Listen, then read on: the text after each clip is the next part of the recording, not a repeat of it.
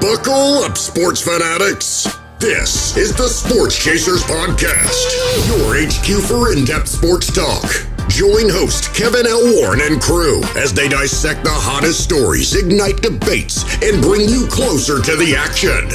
From locker room whispers to expert takes, we cover it all. It's game time, so strap in and grab a drink. The Sports Chasers Podcast starts right now. Hey, what up, everybody? What's going on, everybody? It's another edition of the Sports Chasers Podcast coming to you live and direct. It's a Sunday night, Tuesday night. Yeah, man, we've been recording kind of like 3 nights in a row, man. This is kind of a good thing, though. Good thing. That means we got stuff. What we do. It's our profession. You know what I'm saying? Hey, before we start, make sure you like, click, and subscribe to the channel. Make sure you get all the notifications. Hit the bell for all the notifications. And on the podcast side, y'all know what it is. Y'all give us that cinco review. Give us a nice review. Tell us how we sound, how we're doing, and how we're progressing, man. Hey, we're here to give you some great sports content, as we always do every night, man. Shout out to all those that are watching on YouTube, Twitch, Facebook, Instagram, you name it, we're there. Thank you for supporting us through this journey. It is January 14, 2025. Man, and this is the Tuesday night show. Supposed to be coming on Thursday, but we won't be on Thursday. Let me just get some things out the way. As far as schedule-wise, like I said, we won't be on this Thursday, but there'll be some hockey content and basketball content for you to enjoy. It will be recorded for you. It'll be there on Thursday, and as well as, hockey and basketball, because our hockey and our basketball guy is not here tonight, and I'm not prepared to talk about neither one. So, with that said, know thyself. Truth. Right? Y'all want me faking it? Yo. Nope. Yes, truth. I got the experts. They're here. Stephen A. Them and the boys. Those guys. Don't start, bro. Those dudes. Aaron Rodgers and the boys. Hey, man, there's a whole 20-some people on the MLB roster, man. So shout out to that, man. We're actually doing some schedule changes because a couple of the crew, man, we'll be traveling down to Orlando, Florida to Pod Fest, man. We're going to check out Pod Fest, and it's the biggest pod casting conference in the world. So there's creators from all over the world. So we'll be able to talk to some content creators on the podcast side, and just kind of collab with them and talk with them, and also get some education, man, and bring them back and continue to grow this content as we do, man. Shout out to Chris Mos. He is the guy who's in charge of Podfest, man. He's been rocking and doing this. I believe this is year 14. I believe. So it'll be my 3rd year attending, and we're gonna make it do what it do in Orlando, man. And then me and D-Dub, we're going to cover I want to get it right here, the Tropical Bowl in Daytona, the Trillion Tropical Bowl. We'll be traveling up to Daytona on Sunday morning and covering that. Unknown caller. My bad. Call. Yeah, I'm sorry. They should know you on. Say, be like, hey, you watching? It's telemarketing. They don't know a damn thing. So. Oh yeah, well we'll give them the link too, man. Hey, yeah. Call this number, man. Give them the Sports Chasers number, man. But man, we're glad to be here, man. So that's what we got going on, and then hey, we'll be back for Monday Night Blitz. We'll talk about the divisional games, and by that time next Monday, we'll be talking about the national championship game. Will be Monday, right? Yep. Yeah. So there you have it. That's the schedule. That's what we're doing, and that's what we do, man. So it's just only me and DA right now.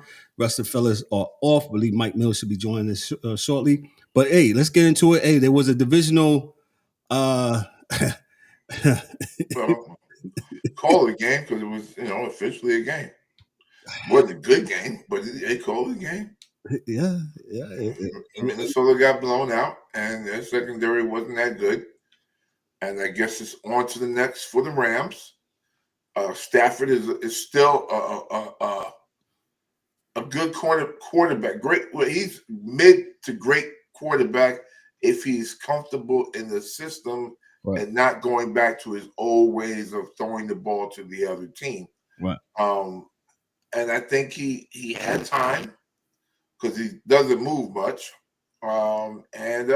Hey, he did well. I mean, he tore Minnesota apart. So at least he gave them some stuff that they need to work on this summer.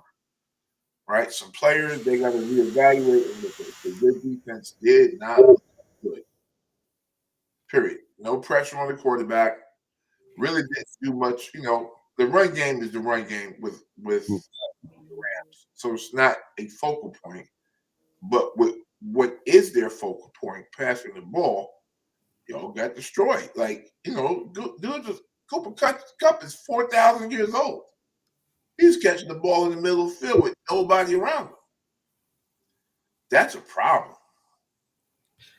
And you hit it right. That's definitely a problem. Everybody wants to put the blame on Sam Darnold and all that stuff. I'm like, well, the the Rams were out there too playing, and they played a damn very good game, and they schemed and everything for what they did. And yes, we'll talk about the other side. The Sam Darnold, I should say, Sam Bradford. Wow. Sam Darnold aspect of the game, but let's talk about the strengths of the Rams and what they did. They did what they were supposed to do, man. Let me read this from the AP. Sam Darnold tried to step up, as I say that, right? To step into the pocket to find his receiver, but there was nowhere to go. The blue and yellow wall that was the Los Angeles Rams defense closed too fast. Akello Witherspoon got there first, knocking the Minnesota quarterback to the ground. As the ball popped loose, Jared Verse scooped it up, and the Rams faithful roared their approval in their adopted home at State Farm Stadium as the rookie ran untouched for a 57-yard touchdown. Los Angeles quarterback Matthew Stafford was right there with them. Our defense, he said, just went crazy. LA, the football team, but especially the city, has had a tough week as the wildfires have decimated large portions of the metropolitan area. The Rams channeled all that sorrow and uncertainty into a dominant defensive performance, sacking Darnold 9 times to win 27 NFC wildcard game that was moved from Southern California to Arizona. Stafford threw 2 touchdown passes, and the Rams, 11-7, looked comfortable from the first snap. LA drove for a touchdown on the opening drive and built a 10-0 lead by the end of the first quarter. I thought they empathized and represent the city the right way. Rams coach Sean McVay said, you talk about sports offering a platform to people to come together and offer a little temporary relief. I thought the way our team competed tonight was what that looked like. So we talked about the Rams offense. Shout out to Sean McVay. They absolutely schemed right for the game. Stafford was 19 of 27, 209 yards, 2 TDs. He did not throw the ball to the other team. Williams rushed for 16 attempts on 76 yards. And like I said, Higbee, he had 5 receptions, and Puka Manua, he had 5 receptions for 45. Yeah, 5 receptions for 44, and Cup, he had that 1 reception for 29 yards. 700. You know what I'm saying? So, and this game was never in doubt. And the Rams defense, just call it what it is. The Rams defense, DA, they absolutely was in their faces all night long. And if I may, go ahead, sir. Go ahead. Just to harken back real quick to our football conversations, 2 of the stars on that Rams team last night, Jared Verse and the nose tackle, his name escaped me, are 2 stars that were on the Florida State team last year. So if you want to know why a team goes from being that good to being that bad, you lose players like that, it's hard to be that good. So because these 2 kids are, they're stars. They're NFL stars. They came in right away playing, having great seasons. But, I guess the pumpkin, the shoe, whatever it is on the pumpkin, the shoe turned into a pumpkin. Something happened with the pumpkin, and, that was it for them. They're done. They were done. And, not a bad season, though, because nobody expected Minnesota to do anything. Now this is always, I find, to be a great game for teams going into the summer, because now it gives the Minnesota Brass kind of like, okay, do we want Sam Darnold? We saw what his last game looked like against the Fire, and are we willing to give him $40-50 million to do this, right?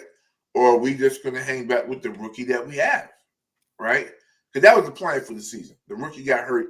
The rookie actually beat out Sam Darnold in the preseason. Yes. So they may go back to the cheap guy if he could do the same thing Sam Darnold could do. The guy didn't lose his job because he was bad. He lost his job because he got hurt. And like, that's a great point you said. And this is the NFL formula, whether people want to believe it or not. The formula for winning or attempting to win is get the quarterback on the cheap, surround his team around him. And McVay almost did it with Goff.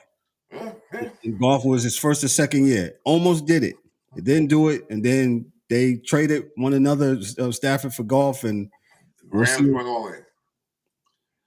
You know, they bought everybody that year to win the Super Bowl, and they did it. They did it. So, yep. Yeah. So, I mean, but kudos to the Rams defense for getting those 9 sacks on yesterday. And Darnold didn't have a chance. He didn't have a chance. And if you look closely to all my film study people, y'all know what I'm talking about. He held onto the ball a couple times, one too many, instead of just getting rid of the ball. He had nobody to go to, man. You know, he really did. And yeah, Well, I think, like we said, man, there's some decisions that have to be made upstairs in Minnesota, right, based upon what they saw. And I think it's a good thing. Sometimes you need to know if your girlfriend's cheating on you, you know, or whether you need to buy her a ring or not, or if she's worth marrying. Sometimes you need to know, you know, and now they got a decision that they can make as a team, you know, based upon what they have. And I don't think they're going to pay him. So I'm just telling you my opinion right now. I don't think they're giving Sam Darnold a dime. They're going to let him walk out the door. Is Sam Darnold like your Brock Purdy? Yes, not worth $50 million. I thought you would concur on that. And so people will say, oh, what's better with Brock Purdy? He's not worth $50 million. It doesn't matter with him. He's just not worth $50 million. I mean, come on, man. Like, is he worth? Would you sell your team off for Brock Purdy or Sam Darnold? Sam Darnold was he had his 2 starting chances, or one. He fumbled the bag both times, so he's gotten paid because he's been a starter. Mm-hmm. But he was a backup, man, and he got beat out for the job this year by the rookie from Michigan, where they never pass. So, with that being said, I wouldn't give that man a dime. If that young kid that's 22 years old, 23, that knows the offense already, probably has been, you know, throwing the ball for at least 2 to 3 months, shoot, man. Listen, he's waiting on it, man. Actually, I'm going back to this kid. And then we'll get another young kid in the draft this year in the 4th round, so we ain't going to pay nobody. But we're not paying you $50 million because you had a good season. And that's the problem. That's part of and we'll talk about them here in a little bit. That's part of the Cowboys program, right? Part of their program, their problem too, right? They gave Dak what, $60 million? Is that worth $60 million? And, you know, not, and it's like I said, it's what your risk appetite is. But if you don't have the infrastructure for Dak, then no, he's not. He's not. That's a great how you word it. Risk what did you say? Risk appetite. Yeah. Okay, I got a little project manager coming out of there. Yeah. Okay. it's what you're willing to do. That's basically what it means. If you know, I would not, because they didn't have a running back. The offensive line was getting old. Like, you know, if you got to go to the grocery store, if you buy that steak, you don't get no grill. You don't get no milk. You don't get no eggs. You don't get no orange juice. But I'm going to get the steak. All right, well, you know what you ain't going to have then. And don't get mad when people don't, you know, is mad because there's no food on Thursday. But you bought a steak. That's you made that decision, Mr. Jones. And so this is where you sit at. It's fine. I'm not. It's cool. Absolutely fine. Absolutely fine. Not something I would do myself, but yeah. I think it's financial ignorance to do something like that. It's financially irresponsible to do something like that. And I don't know what you'd be showing your team if you do that. I got a few things that I rally on, folks, and one of those things is quarterbacks need to have their own salary cap. They can't count against the rest of the team. Yeah. Because they're getting too much money right now. DA's been singing that tune for a very long time. Yeah, it's not going to work till they do. So. Yep. So, kudos to Minnesota. Like I said, they had a fine year, 14-4 with this loss yesterday. Yes. Sam Darnold, it just goes to show you put some supporting pieces around him, he will blossom.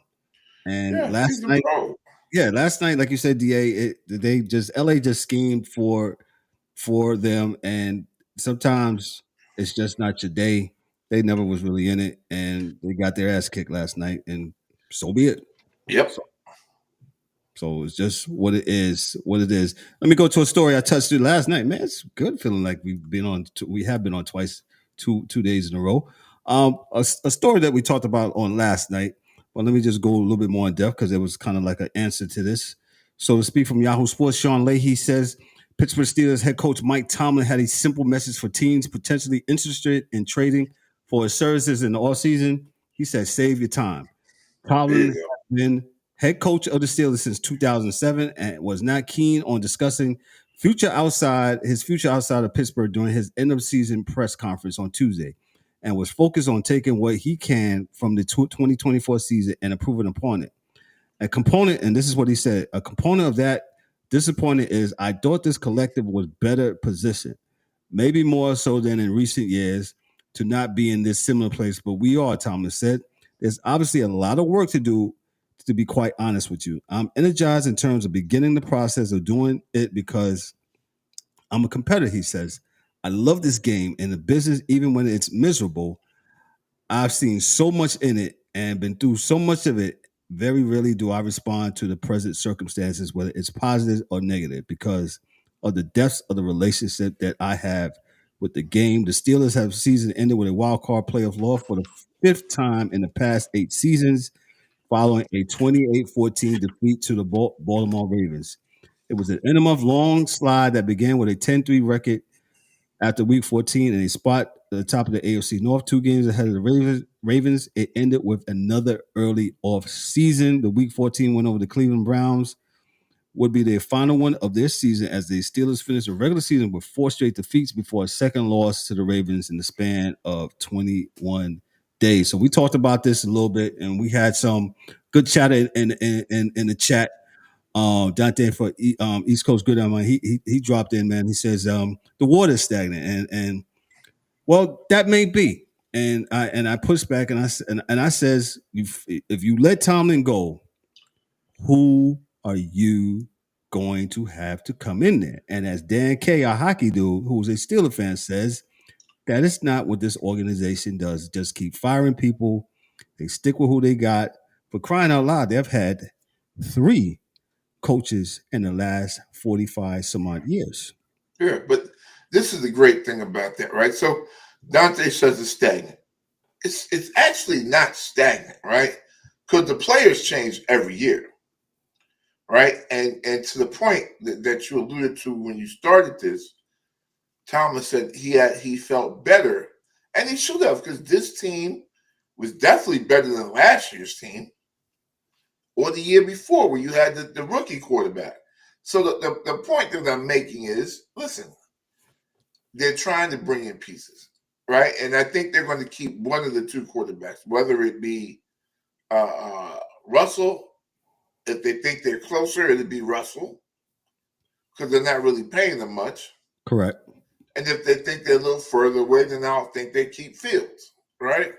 But either way, they can trade Fields and get something for him. Like this, something can go. Like I know the Niners will take Fields tomorrow, right? Yes. So I I don't think that any of those things would happen for him because again, there is no way in the world that I see that man leaving Pittsburgh. For what reason? Well, for who? Right? I mean, it's just like they say we said yesterday they're a victim of their own success. Correct. But conversely, with that success means you don't fire the coach because you are really closer than 2/3 of the league to a Super Bowl. You lost in the playoffs, so you're better than 2/3 of the league. So do you blow it up and go with the 2/3, or do you stay with the 1/3? Mathematics says you stay with the 1/3 and get incrementally better. So I got no problem with him staying. I wouldn't fire him. Again, who would you hire? You want Mike McCarthy there? I mean, yeah, these head coaches are not. They don't fall off trees. One, two, you get a coordinator that doesn't work. We've seen that happen. We've seen the college coach come in and it not work, and they tell you why. The college guys will tell you why it don't work in the pros for them because they're the rah-rah guys, and they can't deal with grown men and their checks getting paid more than them. A college guy is the man in that town. Anything that happens, he can take care of in that town. NFL coach, you can't do a ding-dang thing. All right? The dude you got may not listen to you. So to have what Tomlin has and the guy that has his team ready to run through the wall for him, I don't think you, I don't think you get rid of that. I don't. Because you got a bunch of coaches just got fired this year because their coaches ain't listening to them, evidently, or what they say. I'm not. Yeah, I'm not doing that. I'm not with that. So yeah, I agree wholly. So Thomas just said right there, don't call me. I'm here to stay for the long haul, and that's good for him. That's definitely good for him, man. So we'll just move on to the next next rumors here, and this is from the sporting news. Sporting news, and this is from Daira Sharma, and they write the Las Vegas Raiders coaching search is heating up as the franchise will continue interviewing a multitude of candidates before making a final decision. The Raiders fired Antonio Pierce as head coach on January 7th, and also moved on from general manager Tom Telesco on January 9th, meaning there will be new leadership in Las Vegas moving forward. The Raiders have interviewed multiple high-level head coaching candidates, but it's clear Detroit Lions offensive coordinator Ben Johnson is the person the franchise wants to hire, according to NFL Network's Ian Rappaport. Las Vegas is enamored with Johnson, and he has emerged as a name to watch as the search continues. The Raiders have quickly become a strong contender to land Johnson as their next head coach, which is shocking because the Bears were the initial favorite to hire the Lions offensive coordinator. Chicago was expected to be the team to beat when it came to landing Johnson, but the franchise hasn't been connected to the South Carolina native much over the last few weeks. Though the Bears aren't out of the Johnson suite, said NFL radio host, my main man, Dan Patrick, revealed why Detroit's top coordinator may not want to take Chicago's head coaching job. Dan Patrick says this. I was told last night that Ben Johnson, the Raiders, makes more sense because he doesn't want to go against the Lions and, well, makes sense. And Dan Campbell being in the same conference. Patrick said on the show this Tuesday. Whether this is true or not, I think the allure of Tom Brady was a factor, and Brady is making decisions with the Raiders. It feels like he's making a decision with the Raiders. We already know that the Raiders' minority owner, Tom Brady, has a heavy influence on the team's head coaching search and pursuit of Johnson, but Patrick's reason for Johnson avoiding the Bears' head coach vacancy is intriguing. I'll stop right there. Go ahead, DA. I'm going to say, listen, I think Johnson's good, right? I think. But it's like any other sport, right? Johnson wasn't crap till the players got drafted that could, do the things he wanted to get done. Like the running backs had to get there, right? Because when he first got there, the running backs weren't good, and neither was the offense, right? Amon St. Brown came. The other ones came. The offensive line got better, and now he looks good, right? But make no mistake about this. The team's fingerprints are Dan Campbell's. The toughness is Dan Campbell.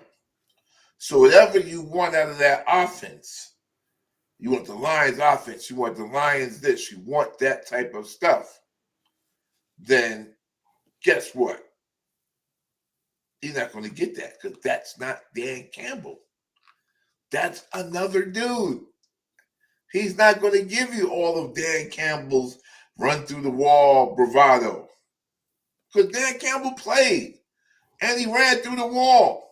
And people know it. He has that credibility.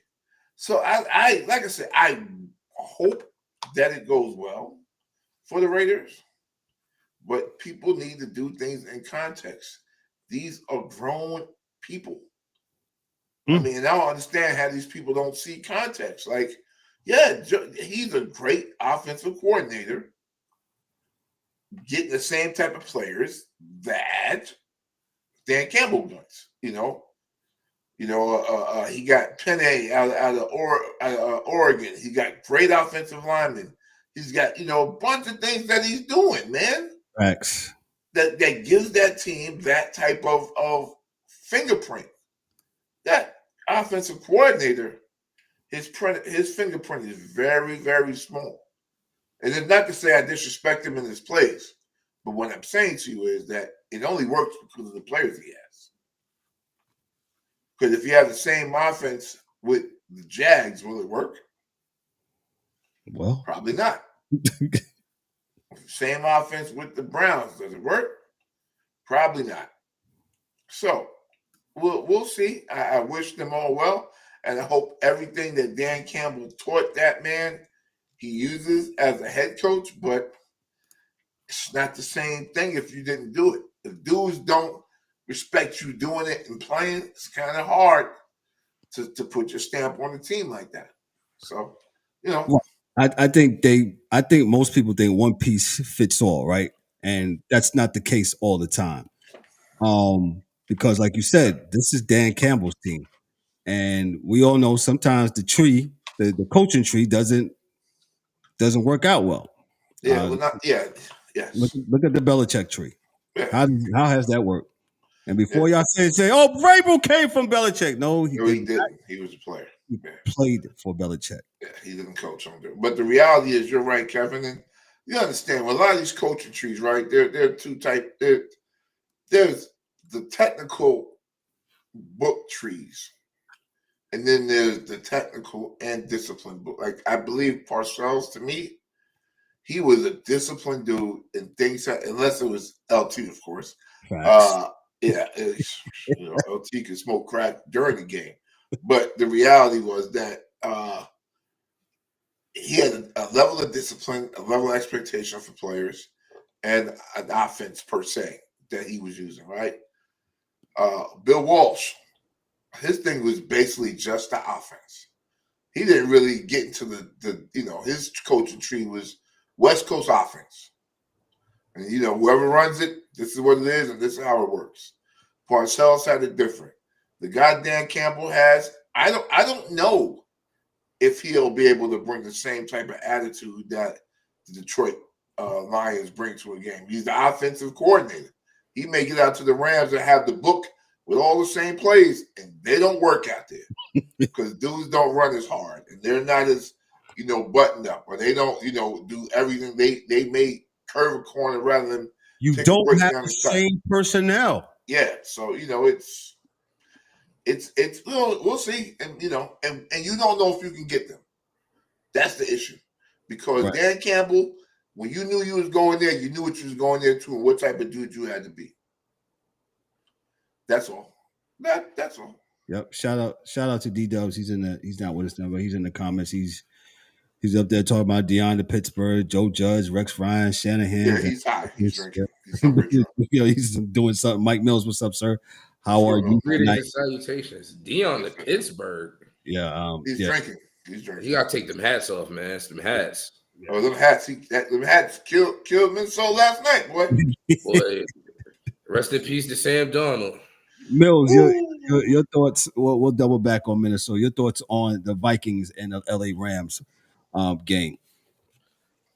Sean McVay really don't get the credit he deserved. Like, because they be looking bad some years, and they had no draft picks, and he still managed to get this out of Matthew Goff. Like, I'm really impressed. He's seen something in him that I didn't see, because he got him looking all right. So it's a good game. Yeah, shout out to the Rams, man. Shout out McVay, because like they used to be high flying. Like, was it West Coast, pass, short pass, deep pass? Yes. Now he's running the ball. He's running these little short, little glitch routes for Kyron Williams. He got him getting the ball. Like, they really becoming what they need to become. They look like a playoff football team. They look like a team that could make a run. It's just a shame they got to play them damn Eagles next. Yeah. Because that's a buzzsaw. Yeah, that's 100%. But it is what it is. And I don't know if you was listening early before you came on, and I said that. I says, yo, everybody's trying to say what the Vikings didn't do. I said, we're not giving the credit to the Rams for what they did do, as far as, like you said, they doing offensive and defensive schemes. And like I said, Darnold, yes, he ate the turf 9 times yesterday. They simply just got to him, and I was telling DA earlier, he was like, I said, yo, man, he couldn't throw to it. He said, Kev, he didn't have nobody throwing it. He was he was dead in the water. They doubled one guy, and then there was nobody else getting open. So it was first read, second read, the check down. Damn, nobody's there. And before you know, he's swallowed up. So check it out. It's sometimes it's just not your day, and the team is better than you. They were. Yeah, better than you. Even despite what was going on back in some of the Rams' homes, with they're being in the midst of the wildfires in LA, man, that's a lot to be going through. And for them to, I guess, to compartmentalize all of that stuff, shout out to them, man. Let me go to college football. We actually talked about this young man earlier in the year, how, we're going to talk about these NIL things, needs to be contractual or not. But let's talk about it from Yahoo Sports. Jack Bayer, he says this. Matthew Stafford is headed to James Madison. Shout out to James Madison off of Interstate 81 in Southwest Virginia after becoming an NIL talking point at UNLV. The quarterback who started UNLV's first 3 games last year before sitting out the season over an NIL dispute signed a letter of intent with JMU on Tuesday, setting him up for a reunion with his former head coach, Bob Chesney. Chesney was the head coach at Holy Cross during Sluka's 4 years with the FCS program, which saw him earn Patriot League Offensive Player of the Year honors. Chesney left Holy Cross for JMU's last offseason, with Sluka moving to UNLV a month later. Sluka made headlines last year when he announced he would use his remaining red shirt to skip the rest of the Running Rebels season after leading them to a 3-0 start. He did not specify the names or the numbers behind the decision, mentioning only that it had become clear that certain representations made to him would not be fulfilled. The specifics came out not long after, according to Yahoo Sports' Ross Dellinger. Sluka's agent Marcus Cromartie claimed a UNLV assistant coach had promised his client, one of the transfer top quarterbacks, $100,000 to come to Las Vegas. When he arrived on campus, however, he only received $3,000 from the school's NIL collective, which was supposed to be a monthly payment. The school, however, released a statement alleging Cromartie made financial demands it interpreted as a violation, get this, of the NCAA rule prohibiting pay for play. How? Whatever. Without much legal leverage, Sluka opted to withdraw and use his remaining years of eligibility elsewhere. The exit ended up not hurting UNLV too much, as the Rebels finished this year with an 11-3 record, and they went in getting the quarterback from Michigan next year. Yes, one of those quarterbacks. I just said that yesterday. Yeah. Sluka's story represented much of what is wrong with the modern NIL landscape, in which coaches are expected to recruit despite limited coordination with their financial backers and 6 or 7 figure deals that are often tantamount to a handshake agreement. Sluka wasn't even the only NIL cautionary tale to hit the transfer portal this year, as Jayden Rashada, he of the $14 million Florida deal that fell through, left Georgia after a single year there, following a single year at Arizona State. I believe we covered a story here a couple of weeks ago about the Florida State basketball team. A couple guys had transferred in. They had a handshake deal with the coach. I forgot the coach's name. Leonard. Yeah, and then before you know it, they was looking for their bread, they was looking for their money, and Leonard's a little loose with his stuff. Loose would be he be in the middle of the games outside on the phone smoking a Newport, talking to his baby mama. So you can't really get nothing out of Leonard Hamilton, boy. Lenny boy, yeah. Sure, boy. But let's money. Hey, what? He hit you with that? What is that? What's your boy Bernie Mac? He hit Jamie Foxx with "Gonna be trouble, gonna be trouble."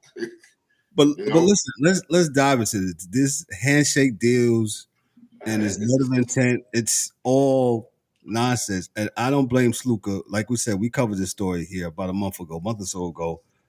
Him saying, you know what? I got still eligibility left. I'm out. Play. Yeah, why not? I respect it. Did the right thing, bro. So just know this: James Madison ain't giving you $100,000. That's part one. They're not.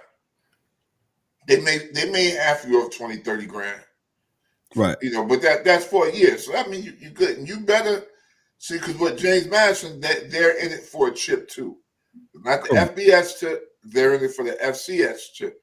Yes. So which means that it's a little less money, but I think the pressure might be a little higher. I think James Madison, first division now. But but they don't play in the FBS. Oh no, they might be part of the Power 5. They might be the Power 5. Yeah, they power. Well, not the Power. The non-Power 5 team, right? Yeah. So I mean, shoot, then it's cool because there's no pressure. All you can win is your conference. That's about the best you're gonna do, right? So it's all good. You're gonna win your conference, and that is all. There's no pressure. They in the Sun Belt. He's not winning that, but he's not. But he could, Sun Belt is who? App State. App State. Well, App State was. They had their own problems this year, but I mean, like I said, at least it can be up for discussion because you're a bigger time kid. So you should be able to go there and do a little something there. I think you still got the Charlotte teams, right? Coastal Carolina's down there. They good, So, it's not going to be easy, but I'm pretty sure it'll be incentive laden and it won't be $100,000. Mm-hmm. Like their whole thing might be $100,000 out there. And James Madison, maybe $1 million. Maybe $1 million. And I know that because my boys are boosted at App State, so I kind of know what they're putting out for dudes. So it might be $1 million. Well, let's get back to the portion of the article says that coaches they don't know, they're not aware, and that's why. Well, hold on. We'll just hear my point. That's why they're hiring, quote unquote. That's why Belichick hired his man as the general manager to kind of facilitate that portion. Yes, I would say do what you got to do, right? That's what they say that thing about. What's that institutional not knowing nothing? Whatever, right? No control over deniability. Yeah. Hey, listen, the coaches. You're supposed to know everything that happens underneath your watch. So you can't say, I didn't know how much money he was getting. You can't say that. It's your program. You're supposed to know how much everybody getting. It's your program. You are the head coach. No one's trying to hear that from the adults. I believe your main man and Andrew Luck, he's the new general manager out there at his alma mater in Stanford. And they're gonna tell you ain't getting no bread and you ain't winning nothing. Those days is over. Well, Stanford got money, so yeah, the brothers, yeah, but they, them kids are with there anyway. Yeah, because the jobs coming out of there is power. So they. So, question for us: What I know we keep trying to solve this problem. What does college football do for this though? Are they going to make this where there's some kind of contractual obligation where Has to be. when you start, it'll go to Supreme Court at some point. So, because it'll be what's that? All it takes is one case, right? One person to file, be like, it's a monopoly. Because you get to hone in and do it how you want to do it without there being anything equal across the landscape. So if one school is giving cats contracts and the other schools are not, it's a problem. So that's all it is. All it takes is one kid from a school that treats it like a business. Mike Mills is going to Alabama and he get a contract and they say $3 million over 4 years. And that's what Mike wants. $3 million over 3 years that he's going to be there. If he get hurt, he stop playing, there's break-off points, blah, blah, blah. That's what y'all wanted. This is what you're going to get, man. You're just going to give a dude money out the back of a car? Like you're too short or something? What is it, E40? Nigga, what are you doing? Come on, man. Stop. You just got money in T-shirts and just throwing out T-shirts to kids like, man, you can't. It's definitely can't do this. It's part of the growing landscape, man. It's just what it is. Just what it is, man. So, my thing, Kev, is whenever we talk about this, just know I'm saying don't blame the kids. It's always the coach's fault. No, listen. So I absolutely have learned from you. No, absolutely not. It's the adults in the room, and they absolutely have let this get out of hand. We got transfers going and doing the postseason, doing bowl season, during this, during that, and they're purposely doing it of allowing it because, like you said last night on the show, we want to be able to move too. We want to be able to be like, hey, I'm here and I see a better opportunity over there. I'm out. Coaches get to go. Yeah. So my man in the middle of the Fiesta Bowl, hey man, they just called me and I'm out. I'm stepping out of my drawers right now. If you could restructure everybody's contract, it would be easier for everybody. That's all. Facts. Definitely facts. Let me move on to the next story. Actually, it's just 2 and 1, but I'll start with this one. Last night, we're going back to the pros. Troy Aikman, he had something to say last night. Troy Aikman doesn't understand why Mike McCarthy isn't the head coach of the Dallas Cowboys anymore. And excuse me, this is from Ryan Young of Yahoo Sports. The longtime Cowboys quarterback and Hall of Famer ripped the organization and owners Jerry Jones on ESPN on Monday night, right ahead of the wildcard game matchup between the Vikings and the Rams. McCarthy and the Cowboys officially split on Monday after negotiations between the two fell apart. And he says this, I thought Mike McCarthy would be the head coach, so this is a bit of a surprise for me today that he's not going to be. It suggests that there's not a real plan. Aikman said from State Farm Stadium in Arizona, I love the Dallas Cowboys. I played there for 12 years. I wish them well, he added. To say that it's a coveted job, I'm not sure I would necessarily agree with that. I'm going to stop right there. Troy, you've been listening to the Sports Chasers. You just packaged it a little bit different because DA says what? Bad job. It's a bad job. Troy, you just packaged that a little bit differently. And shout out to you. It's a bad job. Let me read on. McCarthy won't return to coach the Cowboys next season over Jerry Jones. Announced on Monday he had been negotiating with McCarthy about a new deal as his initial 5-year deal with the team ends on Tuesday, but the two sides were apparently unable to agree on the length of the new contract. The move came about a week after the Cowboys denied the Bears' request to interview McCarthy for the head coaching position. DA, that's a huge problem. The Cowboys went just 7-10 in the season, but one of the biggest disappointments across the league. They fell in several key blowout losses, lost the quarterback Dak Prescott to a season-ending injury, and missed the playoffs. The Cowboys still haven't been back to the NFC Championship game since beepers were in. I put that in, but 1995. Aikman, who won 3 Super Bowls with the Cowboys, and who he played for, and from 1989 to 2000, he was then inducted to the Pro Football Hall of Fame in 2006. 2 of those Super Bowls that Aikman won were under head coach Jimmy Johnson III under Barry Switzer in 1995. So the Cowboys will be looking for their replacement. DA, your thoughts on Troy Aikman's? Veterans of a team usually lash out at a team when they ain't no good, and I think it was a real dummy move for them to do what they did last week. They should let if they're gonna let him go, they could let him go to the Bears. You could have did that. You just didn't want to see that happen. And it's like me taking Mike.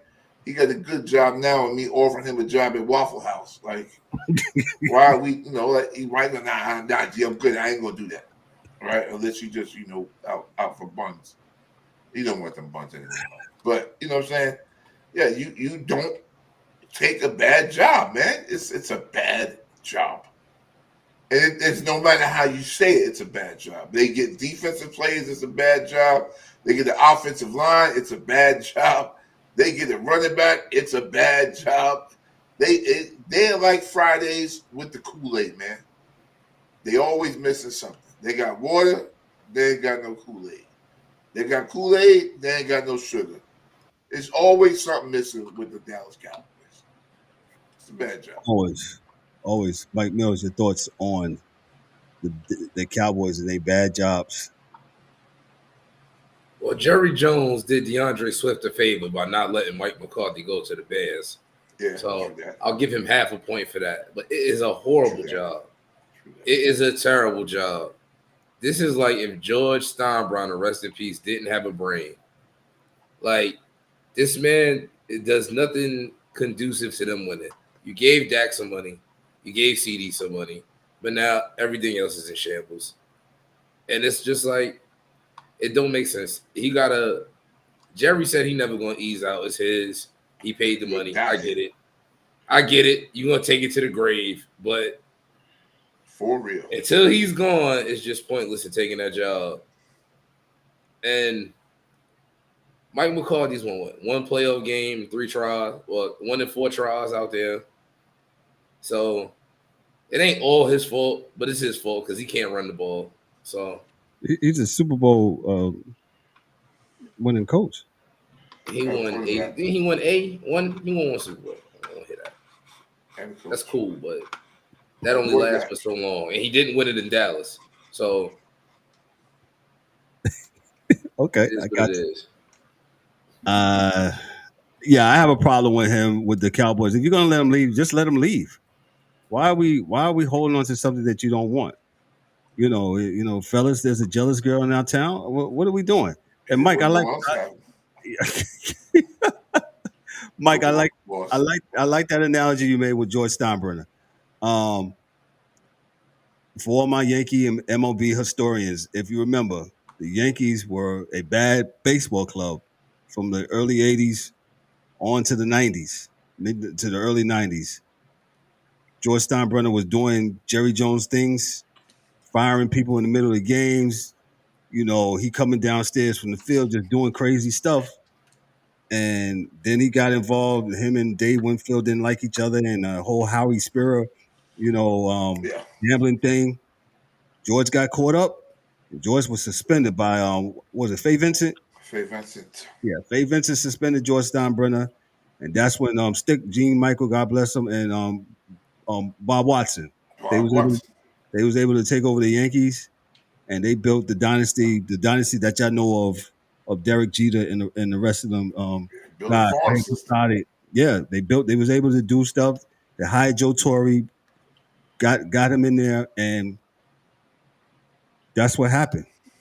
Jerry Jones, he has been reluctant. He ain't giving up nothing, and He probably ain't gonna get suspended because Jerry keeps all the pitches. I guess. Yeah, he runs the league. He's the Diddy of the NFL. Whoa. Hey. So unless something happens, that's just what it is with the Cowboys. Cowboy fans, it's what it is. I'm sorry for you, man. I'm sorry, but not sorry, man. Let me move on to this last point before we get out of here. Speaking of Jerry, the Dallas Cowboys. Oh, God. Tyler Reed from SI. Tyler Reed from SI says this. The Dallas Cowboys. Who's that on the Cowboys? I don't know that guy. What he do? I did the DA like, wait a minute, what he play? Sorry, I usually read the person to give them the credit. Yeah, no, I just don't maybe got in trouble for something. I was like, golly, gee, another one. So Tyler Reed from Sports Illustrated, the Dallas Cowboys in the middle of an important coaching search. The ideas that the team is considering hiring Deion Sanders for the position are starting to gain traction. The Dallas Cowboys are in the midst of a head coaching carousel. Earlier this week, the team decided to move on, and the head coach, Mike McCarthy, with the team now being behind on certain names in the carousel, it is not out of the realm of possibility for Jerry Jones to make a shocking hire. One hire that could shock people would be if the franchise decides to bring in Colorado head coach Deion Sanders, according to Fox Sports NFL insider Jordan Schultz. This could be a real possibility. I'm just reading this in real time. I'm just reading it. I want to see what he says. Jerry Jones was having internal conversations inside the building about where would he want to go next if we obviously don't extend McCarthy's contract. And Deion's name has came up, and not only because of how good of a job he's done in Colorado, but I think the relationship that he has maintained with Jerry over the last 3 decades is pretty significant. To that point, Deion has publicly said he does not want to make the jump to the pros. But when Jerry Jones calls and it's the Dallas Cowboys and it's the gravitas of the organization, that very few in what gravitas are we talking about? It was just a call that he had to take. It has remained very clear to me that Deion will be one of the top candidates. So listen, let me get this. Let me get this in the huddle, fellas. You see how this writer just framed that for Sports Illustrated? There was no quote from Deion. Only the quote from the last time said that, he was pretty much satisfied being in the pros. So I want y'all to really, like, when y'all be looking at these shows, when they be saying I'm hearing, those are the cute. When they Chris Broussarding. Yeah. Wow, a new verb. Thank you, Mark. That's an adjective, yes, sir. Yes. Well, yes. It could be an action too. Adjective, verb. You can use it for multi-purpose. I am Broussarding right now. I am actively Broussarding. I just heard that was BS. Actively Broussarding. Yes, there you go. I like to turn words into an adjective. It's a hobby. There you go. Yeah, explaining. Yeah, I got you. So this is what you got now. Well, Kevin, look, man. Go ahead, bro. There's no gravitas. None. Right? There's none. Right? It's not a good job. It's Waffle House of the NFL. You don't want to eat with a jumbo train, a big stadium. Yeah, like you don't want to be there. Now, what I don't like, and everybody is not as influenced by the bag as some people are. So it's not like Jerry Jones going to say, I'm going to give you that. He say, yeah, I'll do it. Some people are good in their lives, right? And they got principle and they're going to rock with that. They're going to stand on their business. This is what they said they're going to do, and they're going to stand on it. Not everybody wants that job. And the biggest thing, like you said, Kevin, and I always say this, what did Deion say? Because you're just not offering to do the job, and because you offered it to him, he's going to take it. Right? There's got to be something to that job for anybody to take the job. So, he can offer somebody a job and them still not take it. So I'm not, And I don't think Deion's that desperate. But it is what it is, man. Let me just read this because D, you taught me this early in the game. Because you were always like, Kev, did they say that? I'll be like, yo, D, they said, yo. No, that guy on TV said that. What did they say? Did they say that? And I forgot how we did this, but let me just read something. I just caught something. I saw this earlier, and this is from SI again. Is this the same person?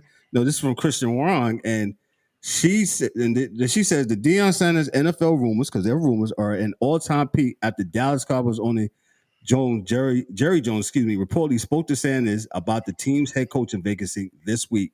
Sanders released a statement about their conversation on Monday night in which he called the Cowboys' job, intriguing, but declined to say much more than that. That don't mean good. Intriguing and good is not an equal sign in the library when you look in them. Good equals intriguing. No, they don't.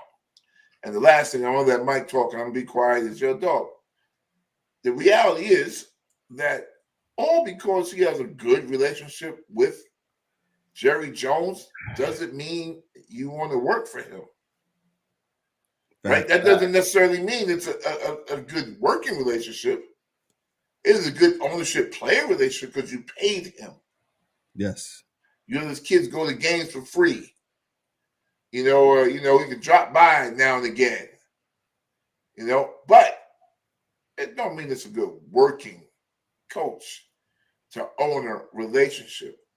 So I'm dead on that. I'm done. Michael, show's yours, sir. Deion is a smart man, and he know how to answer questions without answering questions. And he definitely told us the answer to this question, and he's not going there. We know the job he wants, and I'm not going to say it because we know what job it is. And when he takes said job, I won't be so surprised because they wear the same colors as the job he got. So he want that job. There you go. Now, that nice reporter who I don't know was Chris Broussard. He was making up stuff and adding stuff so it could get clicked and it could get spun. And it seems like he's in the club.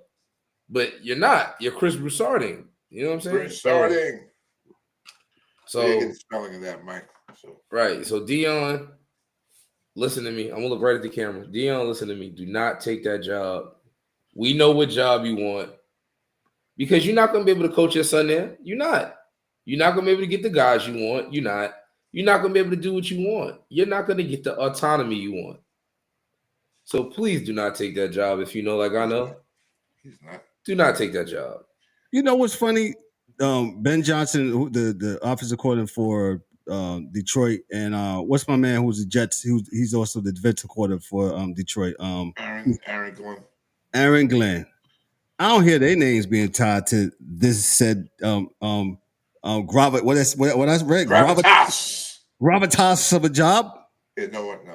Because they know. High school coaches don't want it. The coach from Mallard Creek turned it down 3 hours ago. And these men helped fix Detroit, and they don't want that job?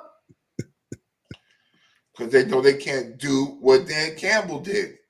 Bring in the type of guys they want. Mm-hmm. This guy wants to bring in Zeke out of nowhere. Like, dog. Now, when Zeke was young, he was a monster. Don't get me wrong. When he was a young man, that cat was a monster. I'm saying is, no Zeke Sanders, but not at 32. You paid him, and you let him turn into Eddie Lacy, and then you cut him, and then you brought him back like he wasn't Eddie Lacy still. And he was still Eddie Lacy. He was Eddie Lacy. Yeah. Shout out to Eddie Lacy. You can get a shout out.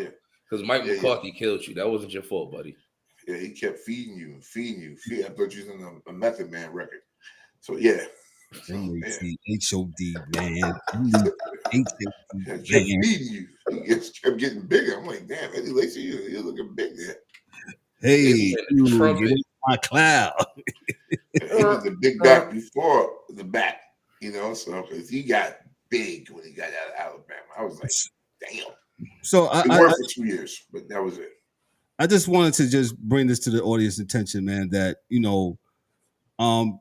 It's not even reading between the lines. Just read. Yeah. And Michael made a good assessment of Chris Broussarding, which is basically Michael.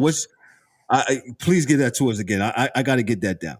What's the verbiage on that? Broussarding is adding details to make it seem like you're in the know and in the club when you really got your club license rejected a long time ago, but you still think you involved. So you add stuff to make it seem like it could be factual. But it ain't, because we know you Broussarding. You're Broussarding. Broussarding. Mm-hmm. Brussarding. You can drop the G if you want. But so why? So that's why I just want to just let the people know, and why I wanted to read that article in real time. Deion has said nothing but that word. He said intriguing, right? Intriguing don't mean good job. Intriguing mean bad. I'm interested, but I'm not interested. But I can't tell you I'm not interested, so it make it seem like I'm really looking at it. But I ain't. If you go to dinner and somebody cook and you say, "Oh, how was it, D?" Oh, yeah, it was intriguing. So I should order what you didn't. What you. I should not order what you ordered. Okay. Yeah. The steak was intriguing. I'm gonna get salmon. All right. Bet. Yeah, I'm getting something totally different. It wasn't good. No, it was intriguing. It was different. The front was medium and the bottom was well done. Yeah. D-Dubs, cut this. I don't even know how the fuck you cook this thing here. I'm sorry. D-Dub says Stephen A-ing. Well, I think that's totally different. Stephen A-ing is that's just totally lying. That's a blatant lie. You might have Chris Broussard be lying from outside. Stephen A lied from inside. That's even he's in the club. You still lying. He actually sees what's going on and lies. Yeah, it's still lie. Yeah, no one liked Jaylen Brown. No one, nowhere. No one. Jaylen Brown. They can't stand Jaylen Brown. Jaylen Brown went to a low awards on the way to the chest. No one liked Jaylen Brown. D-Dub's making an impact from the comments, man. Thank you, bro. Yeah, Stephen A in this. Debbie, I can't hate from outside the club. Debbie, Prime is not going there. He's not going there. He's staying where he at. He's not going to no Dallas. Y'all can want Prime. He live right there. Debbie, what the problem? He got a big ass house right there in Dallas. You got him. He just ain't coaching for you. That's all. Amazon Prime. Amazon Prime. They deliver all day. They might be able to deliver you a O-line, a linebacker. Something. Shoot, remember that show he had on with Pilar? And he had to ride the little scooters from one end of the house to the other house. That's in Dallas. Same place. He good. Mm-hmm. He good. Yeah. He good. Good money. So my stomach hurts. I'm tired of laughing. Yeah, man. So, great. Go ahead. You want some? I'm sorry, D. I was gonna say on the way out the door. Next week we're doing a little basketball, Mikey. Whenever you come back, Mike, because I'm not really watching. I'm trying to. I'm gonna try to watch basketball. I've been dabbling. It's been I know work got you. But give me like a little cliff note, and then like I said, when we come back the next Thursday, we'll definitely give us so what you got so far on NCAA men's hoops and even women's hoops if you got that real quick. Juju and USC been looking good. They've definitely been looking good. They've been looking better than I thought they was gonna look, and I already thought they was good. And they got done early by them two girls out. What was that? Notre Dame got to them early, but Juju is 6'4". Oh, she's a big girl. Oh, I didn't know she was so big. Basketball, my Big East is looking competitive. I'm enjoying that. Georgetown got a positive record. Yes, it's been a couple years. Can't name nobody, but they can play. But they winning, damn it. And that's all that matters. They're a bunch of nerds getting it in. Who else I like so far? I like Clemson because Clemson lost a lot of pieces last year from that team that made that run. Yes, but they doing their thing. So it's a little bit just looking at it, just poking at it. Only thing I got, Mike, if I may add, is that And NCAA basketball is turning into an SEC thing, like turning into an SEC thing. So, which is Alabama, Auburn, Tennessee, Arkansas, Kentucky. Arkansas is kind of halfway trash, but they got 5 teams, I think, in the top 10. I think it's 5. So I guess it switches up, man. So hopefully it'll be back to the Big East soon, because Rutgers is good, right? No, Rutgers is Big Ten, right? Rutgers in the Big Ten now. Yeah. That's the best player in the country, though. I know people like Cooper Flag, dog, but man, Ron Harper's son is the genuine article, dog. Like, for real. He might go number 1, definitely. Yeah, that's a bad boy there. So he's a bad boy. Definitely. That's all you got for us, Mike. Like I said, next Thursday, Mike Mills. Shout out to the Drake Bulldogs. I want to give them a shout out, man. Okay, go they get brought that coach up, and he brought his team with him. Yeah, and they getting it. It's gonna be a problem turning time, boy, because they was a problem last year. I don't think they should have lost to Washington State when they did, but the big man got fouled out. They cost me some damn money, and then they lost. But there you go. Hey, I'm just telling you what it was, man. Betting on different things. I'm gonna bet with Mike this year. Listen, I'm a March Madness man, boy. Listen, man, they cost me a band losing that game. But I got you. Nah, Drake is looking real good, man. They beat Kansas State. Which is a surprise. They put their hands on Miami. They put the paws on Vanderbilt. So they got some power wins. That's a team we need to watch out for.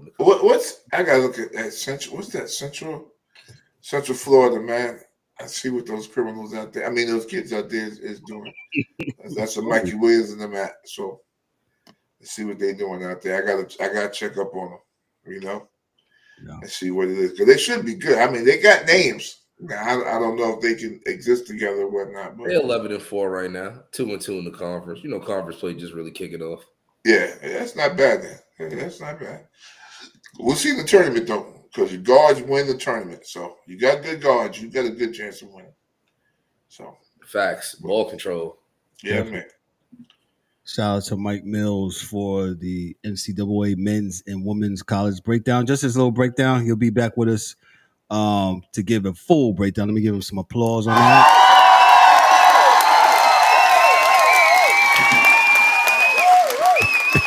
They're waving. Woo! Nah, good show tonight, fellas. Good show tonight. Parting shots. I'll start with Mike Mills. What you got for us here on the Tuesday night? Nothing too heavy. Thank y'all for tapping in on this awkward Tuesday. I'm glad I was able to be here on this awkward Tuesday with my brethren. Shout out to D-Dubs in the comments.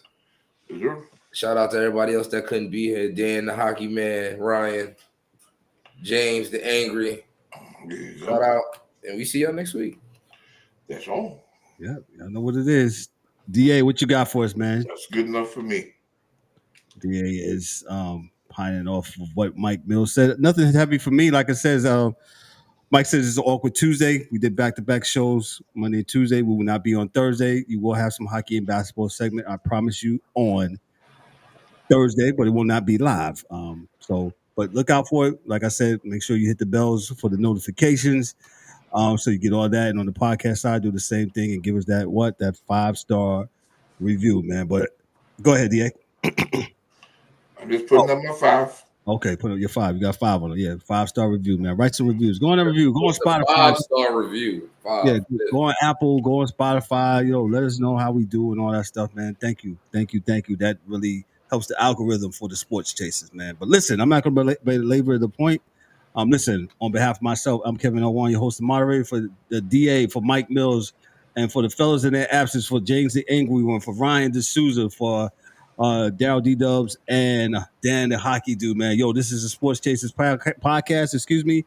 Y'all be good. Y'all be great, man. We'll catch you on the flip side. Peace. That's a wrap for today's episode of the Sports Chasers podcast. Don't forget to subscribe on YouTube and your favorite podcast platforms, and connect with us on all social media channels for exclusive content and updates. We'd also love for you to join the conversation, share your thoughts, and become part of the Sports Chasers community. And remember to tune in next time for some more real sports talk. Until